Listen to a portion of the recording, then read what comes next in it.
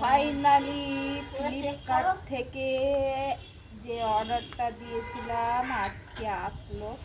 তো এখনও খোলা হয়নি, তো খুলবে আমার মা। আগে একবার এসেছিলো, ওটা মানে রিটার্ন করতে হয়েছে, কারণ ওটা ডবল এসে গেছিলো। তো ডবল তো আমার প্রয়োজন নেই, তো সেই কারণে আমি এটা আবার পরে অর্ডার দিয়েছিলাম।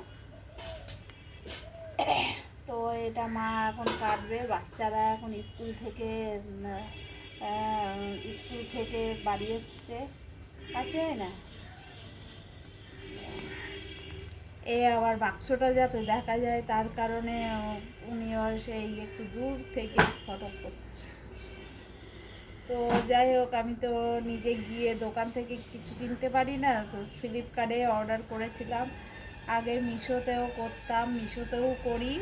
তো মিশো থেকে এই প্রথমবার আমি ফ্লিপকার্টে অর্ডারটা করলাম।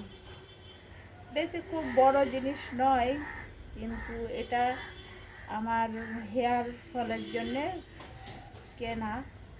তো ন্যাড়া হওয়ার অপারেশনের সময় ন্যাড়া হওয়ার পর থেকে দেখছি যে সব চুল এমনি এমনি ঝরে যাচ্ছে।